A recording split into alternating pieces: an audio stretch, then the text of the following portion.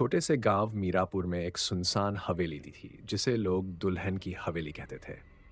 कहा जाता कि इस हवेली में एक नई नवेली दुल्हन की आत्मा रहती है जो अपनी अधूरी शादी का बदला लेने के लिए भटक रही है। सालों पहले इस हवेली में एक अमीर जमींदार रहता था। उसकी बेटी परी जैसी सुंदर थी और उसकी शादी एक बड़े समारोह के साथ तय हुई। शादी का दिन आया और दुल्हन ने लाल जोड़े में सजी हुई अपनी बहू की तरह लग रही थी। लेकिन रात होते ही कुछ ऐसा हुआ जिसने सब कुछ बदल दिया। शादी की रात जब सभी मेहमान चले गए और दूल्हा दुल्हन अपने कमरे में गए तो सुबह होते ही दूल्हा कमरे से गायब हो गया। दुल्हन को कमरे में बेसुध पाया गया। किसी को समझ नहीं आया कि रात को क्या हुआ।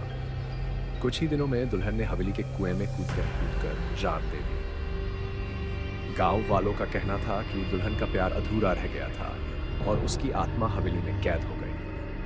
रात के समय हवेली से किसी दुल्हन के रोने की आवाजें आती थी। लाल जोड़े में सजी कोई आकृति अक्सर हवेली के बाहर दिखती थी। एक बार गांव के 3 दोस्त इस रहस्य को सुलझाने के लिए हवेली में घुस गए। उन्होंने तय किया कि वे पूरी रात वहां रुकेंगे।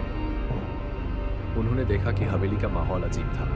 दीवारों पर दुल्हन की पुरानी तस्वीरें थी और हवा में सर्दी का अजीब सा एहसास था। आधी रात को अचानक उन्हें एक धीमी हंसी सुनाई दी।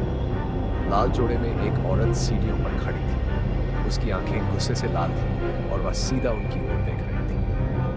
डर के मारे तीनों ने भागने की कोशिश की, लेकिन दरवाजा अपने आप बंद हो गया। सुबह गांव वालों को हवेली के पास तीनों की लाशें मिली। उनके चेहरे डर से सख्त हो गए थे और उनकी आंखें फटी हुई थी। उसके बाद किसी ने कभी भी दुल्हन की हवेली में जाने की हिम्मत नहीं की। आज भी लोग कहते हैं कि अगर कोई उस हवेली के पास जाता है तो वह दुल्हन की आत्मा का शिकार बन जाता है।